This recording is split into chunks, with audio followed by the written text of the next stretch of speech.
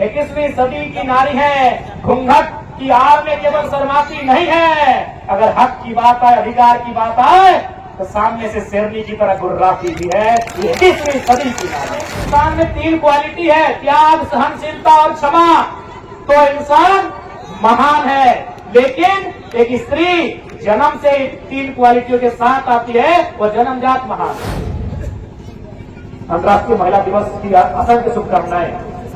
क्योंकि आज शनिवार का दिन है और हमें लगा कि शायद छुट्टी संडे को होगा, और हमें ये भी लगा कि शनिवार को शायद सदन चलेगा, सदन में बहस होगी, और हम अपना डायरी में लिख के आए थे। हम लिख के आए थे कि कोयला पे लेके किस दिन बहस करेंगे, विस्थापन को लेकर कब बहस करेंगे, जेपीएससी चेयरमैन की नियुक्ति को लेकर कब बहस करेंगे। हम पूरा 20 दिन का शेड्यूल बना के आए थे कि कब कब हमको क्या बहस करना है। और 8 तारीख को, चूंकि हमको आइडिया नहीं था कि 8 तारीख को शनिचर होगा, छुट्टी मिलेगा, आज हम अपनी डायरी में लिख के आए थे कि जब 8 तारीख को मेरा सदन में, विधानसभा के अंदर जब मेरा बात रखने का समय आएगा, तो आज हम सरकार आसन के माध्यम से, आसन यानी जो सदन है, जो स्पीकर है, उनके माध्यम से राज्य की सरकार से आज हमारा मांग होता, डिमांड होता कि राज्य में 33% आरक्षण महिलाओं को तमाम नौकरियों में दिया जाए। ये मांग आज हम करने वाले थे, लेकिन चूंकि आज छुट्टी हो गया है, कोई बात नहीं। अभी हर एक विभाग का बजट पे चर्चा होता है। जैसे कल ग्रामीण विकास पंचायती राज के बजट पे चर्चा था, परसों कृषि विभाग के बजट पे चर्चा था, तो जिस दिन महिला कल्याण बाल विकास के बजट पे चर्चा होगा, हम आपको कह के जा रहे हैं, और हम जो कहते हैं वो करते हैं। जब चर्चा होगा और उस चर्चा में जब हम भाग लेंगे, तो पूरी मजबूती के साथ कहेंगे कि हमारी बहनों को, हमारी दीदियों को, आधी आबादी को कम से कम अभी 1/3 आरक्षण इस राज्य में देने का काम करेंगे। तमाम नौकरियों में, चाहे वीडियो बनने का बात हो, सीओ बनने का बात हो, दरोगा बनने का बात हो, हवलदार बनने का बात हो, इंजीनियर बनने का बात हो, इस राज्य की तमाम नौकरियों में 100 में 33 महिलाओं को सुनिश्चित करना होगा। ये मांग रखेंगे, क्योंकि ये समय, ये 21वीं सदी का समय है। निसंदेह ये समय महिला सशक्तिकरण का है, लेकिन हमें इस बात को नहीं भूलना होगा। जैसा दमयंती दीदी ने अपनी व्यथा को सुनाया, देवेंद्र दादा ने भी अपनी व्यथा को सुनाया कि हमने संघर्ष किया है, सरकारों ने प्रयास किया है, और आम जनमानस में भी एक चेतना जगी है कि समय बदला है। लेकिन इसके बाद भी हमें इस बात को मानना होगा कि आखिर ये जो समाज है, जो कई हजार सालों से जिसका अस्तित्व है, इसकी सोच कहीं ना कहीं पुरुष प्रधान रही है। ये जो समाज है, इस समाज का जो आधार है, इस समाज का जो व्यवहार है, ये आपको मानना होगा। भले वो आपके भाई हैं, आपके चाचा है, आपके मामा है, या आपके पति हैं, या आपके कोई भी है तो पुरुष। और ये समाज का जो आचरण रहा है, व्यवहार रहा है, वो कहीं ना कहीं पुरुषवादी रहा है। इसीलिए तो सन 1950 में इस देश के राष्ट्रपति बने थे डॉक्टर राजेंद्र प्रसाद। 75 साल बाद आज इस देश की राष्ट्रपति हैं द्रौपदी मुर्मू। उनको भी राष्ट्रपति बोला गया था, और आज इनको भी राष्ट्रपति बोला जाता है। यानी 75 सालों में इस पुरुष प्रधान देश को महिला के लिए वो शब्द नहीं मिला कि अगर महिला यहाँ आएगी तो उसे क्या कहेंगे। अरे भाई ठीक है, पुरुष राष्ट्रपति हो सकता है, एक महिला के लिए तो अलग शब्द होना चाहिए था, या फिर कोई ऐसा शब्द चुनते राष्ट्रपति के लिए जो दोनों के लिए होता। बताइए, राष्ट्रपति महिला के लिए उचित है? यानी 75 सालों में इस देश के बुद्धिजीवी लोगों को एक शब्द नहीं मिला कि अगर कोई महिला यहाँ पे आएगी तो उसे क्या कहेंगे। राजेंद्र प्रसाद भी राष्ट्रपति, डॉक्टर एपीजे अब्दुल कलाम भी राष्ट्रपति, प्रणब मुखर्जी भी राष्ट्रपति, और प्रतिभा सिंह पाटिल और द्रौपदी मुर्मू भी राष्ट्रपति। तो ये आपको मानना होगा, ये पितृ प्रधान सोच की देन है। अभी एक हम लोग कहावत पढ़ते हैं अंग्रेजी में, मैन इज मॉर्टल। कहा भाई वोमेन कहाँ चली गई? वो अमृत पी जाएगी क्या? पढ़ा है अपनी अंग्रेजी में कहावत होगा, मैन इज मॉर्टल। मैन माने क्या? पुरुष। महिला कहाँ चली गई भाई? तब दोनों शब्द, दोनों को इंक्लूड कहने किए कि man and women are immortal, sorry mortal. तो कहीं ना कहीं ये जो सोच रही है, सोच हजारों सालों की है। अब एक छोटा सा उदाहरण देते हैं, क्योंकि इस उदाहरण को देने के बाद हो सके मेरी बहुत सारी लोग आलोचना करें, हमारी बुराई, हमारा टांग खींचे, लेकिन सच बात सुनाते। अभी सपोज है हमारी कोई नानी है, दादी है, चाची है, मामी है, मौसी है, अगर वो अपने पति के जिंदा रहते अगर स्वर्ग सिधारती है, 70 साल उम्र, 80 जितना भी 100 साल ही कहना है, हम उनको क्या कहते हैं? सुहागन कहते हैं ना। यानी पति जिंदा है अगर वो स्वर्ग सिधारती है, सुहागन। लेकिन बेचारी अगर पति पहले गुजर जाए तो अभागन। एक छोटा सा लॉजिक देखिएगा, जनरली यहाँ जितने लोग शादीशुदा हैं, भाई हम भी नहीं है और देवता दादी नहीं है, तो जितने लोग शादीशुदा हैं, बेटी भी नहीं की अभी, तो जितने लोग शादीशुदा है, आप थोड़ा सा स्टडी किया कितनी है, कितने हैं? नहीं करने से भी 2-3 हजार लोग हैं, इनमें से नहीं करने से भी 1000 लोग शादीशुदा हैं। आप हमको एक रिपोर्ट बताइए तो कि लड़का का उम्र ज्यादा है कि लड़की का?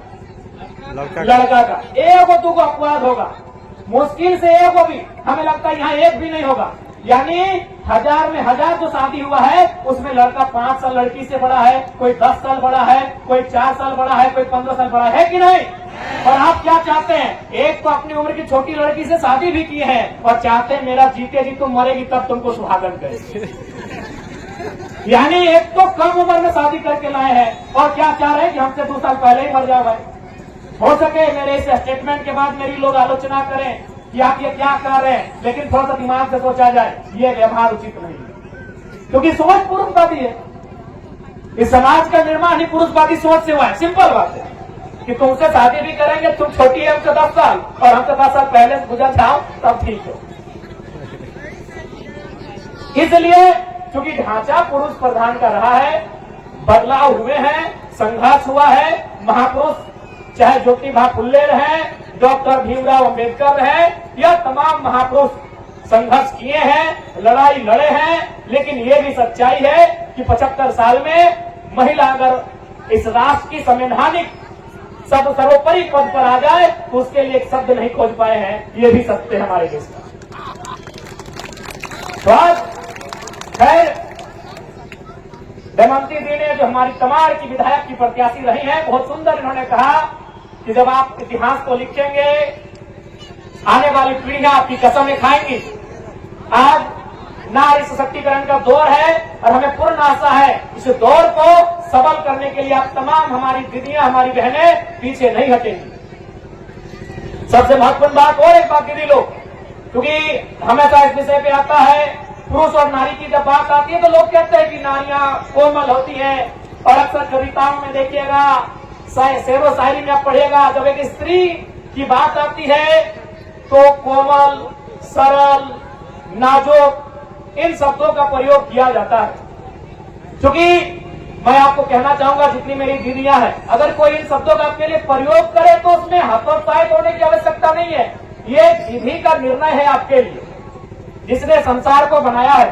कोई ईश्वर कहे, कोई अल्लाह कहे, कोई वाहे गुरु कहे, कोई मरांग गुरु कहे, कोई बूढ़ा बाबा कहे, कोई प्रकृति कहे, जिसने भी ईश्वर, जिसने भी संसार को बनाया है उसने वास्तव में बनावट की दृष्टि से पुरुषों की तुलना में स्त्रियों को मुलायम बनाया है।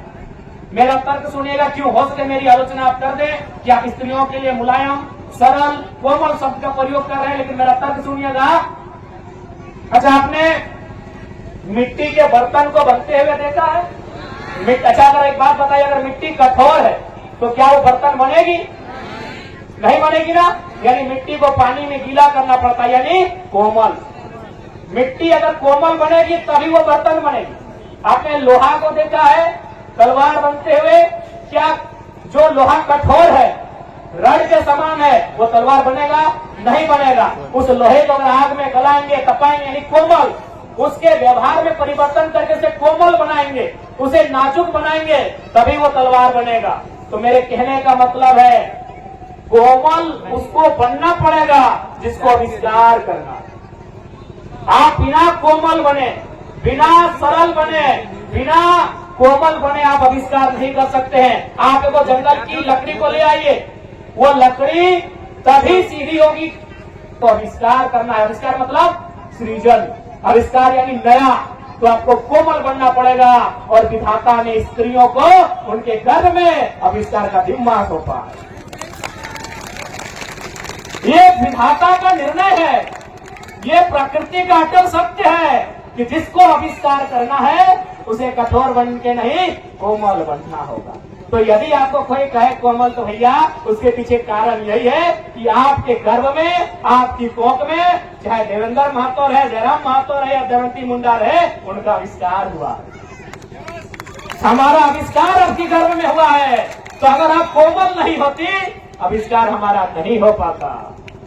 मिट्टी बर्तन तभी बनेगी जब वो कोमल बनेगी, कठोर मिट्टी से बर्तन नहीं बनता है। तो यदि इस तर्क को जानना होगा कि विधाता ने स्त्री के बनावट को कोमल सांचे में इसलिए ढाला है तो उसके गर्भ से सृष्टि का सृजन होना है।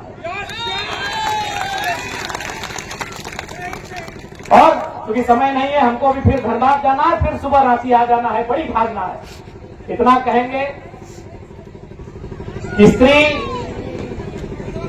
इस देश के महान साहित्यकार मुंशी प्रेमचंद, उन्होंने अपनी कालजयी पुस्तक गोदान में लिखा है कि एक इंसान को महान बनने के लिए 3 क्वालिटी होना चाहिए: त्याग, सहनशीलता और क्षमा। अगर एक इंसान में 3 क्वालिटी है, त्याग, सहनशीलता और क्षमा, तो इंसान महान है। लेकिन एक स्त्री जन्म से 3 क्वालिटियों के साथ आती है, वो जन्मजात महान है। पहला क्वालिटी त्याग। त्याग समझा? यार त्याग मतलब बापा के घर छोड़ के ससुरा के घर आए, त्याग है ना। सबसे बड़ा त्याग तो यही हुआ कि आप जन्म कहीं हुआ, फले फूले कहीं, खेले कूदे कहीं और दौड़ के चले आए कहीं, सबसे बड़ा त्याग। ये त्याग नहीं कोई कर सकता, ये जन्मजात एक स्त्री करती है, इसीलिए वो महानता की श्रेणी में आती है।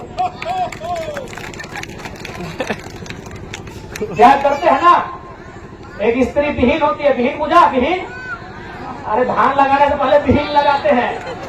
हाँ, हम लोग धनबाद बोकारो में विहीन बोलते हैं या अफर बोलते हैं, आप क्या बोलते हैं? विहीने बोलते हैं। तो एक स्त्री विहीन होती है, कैसे मालूम है? जब विहीन लगता है एक जगह, लेकिन उसको उठा के फिर लगाना पड़ता है पूरे खेत में, वही होती है स्त्री। लगती है कहीं और, जन्मती है कहीं और कहीं जाके समाप्ति है, सजाती है कहीं और।